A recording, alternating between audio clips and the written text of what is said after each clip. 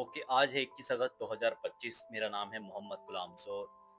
हम बुक पढ़ रहे हैं 48 नियम, द पावर ऑफ। हमेशा ज़रूरत से कम बोलें। लोगों को शब्दों से प्रभावित करने की कोशिश ना करें। आप जितना ज़्यादा बोलेंगे उतना ही ज़्यादा साधारण नजर आएंगे और आपका नियंत्रण उतना ही कम होगा। अगर आप अपनी बात को अस्पष्ट, गोलमोल और अजीब रखेंगे तो आपकी नीरस बात भी मौलिक लगेगी। सशक्त लोग कम बोलकर प्रभावित करते हैं और रोबदार दिखते हैं।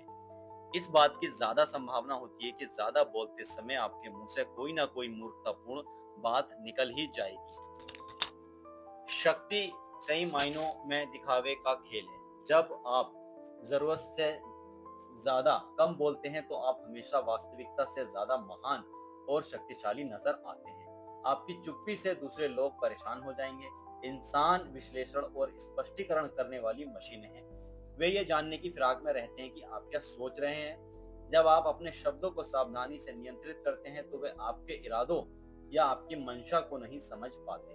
आपके संक्षिप्त जवाब या खामोशी से रक्षात्मक हो जाएंगे और बीच में कूद पड़ेंगे। आपकी खामोशी के खाली स्थान को भरने की हड़बड़ी में वे घबराकर कुछ भी बोलने लगेंगे, जिससे आपको उनके और उनकी कमजोरियों के बारे में बहुमूल्य जानकारी मिलेगी। आपसे मिलकर जाने के बाद उन्हें ऐसा लगेगा जैसे वे लुट गए हों। घर घर जाकर वे आपके हर शब्द पर गहराई से विचार करेंगे। आपकी संक्षिप्त टिप्पणियों पर जब लोग अतिरिक्त ध्यान देंगे तो इससे आपकी शक्ति तो बढ़नी ही। युवा अवस्था में चित्रकार एंडी वारहोल को यह समझ में आ गया कि लोगों से बात करके उनसे अपना मनचाहा काम करवाना असंभव है। बातों से लोग आपके खिलाफ हो जाएंगे, आपकी इच्छाओं के विपरीत काम करेंगे और अपने दुष्ट स्वभाव की वजह से आपकी अवज्ञा करेंगे।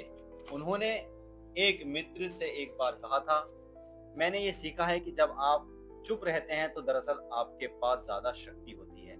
बाद के जीवन में बारहोल ने इस तकनीक का इस्तेमाल बहुत अच्छी तरह किया।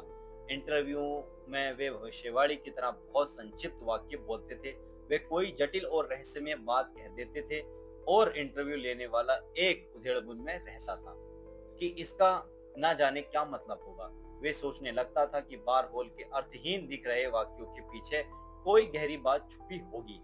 बारहोल अपनी पेंटिंग्स के बारे में कभी बातें नहीं करते थे। वे इसके विश्लेषण का काम दूसरों पर छोड़ देते थे।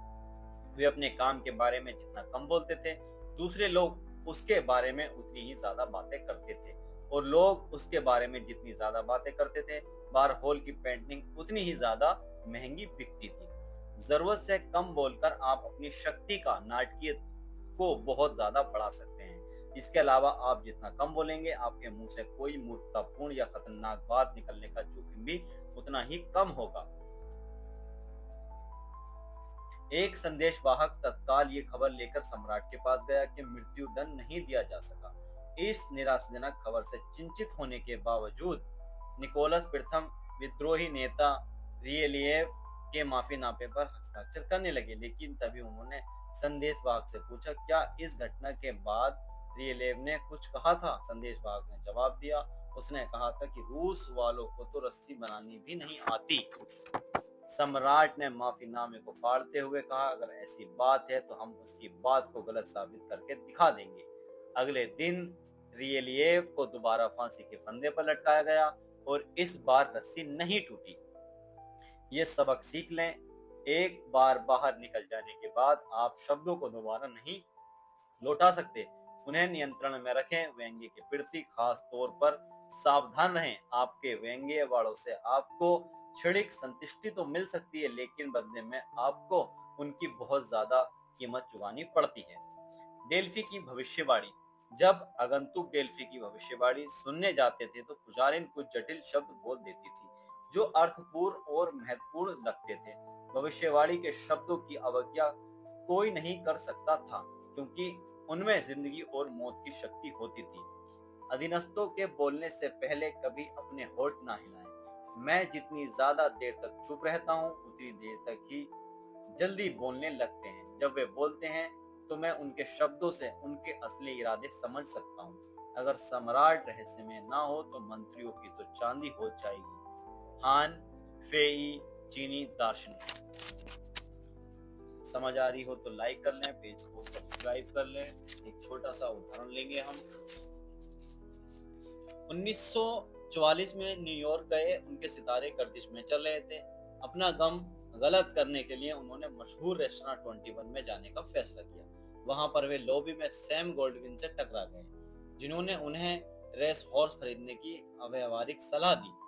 बार के अंदर पहुंचने पर आर्लेन की मुलाकात लुइस बी मेयर से हो गई, जो उनके पुराने परिचित थे। लुइस ने आर्लेन से पूछा कि भविष्य के लिए उनकी क्या योजना है। इस पर आर्लेन ने इस तरह से जवाब देना शुरू किया, मैं अभी सैम गोल्डविन से बात कर रहा था।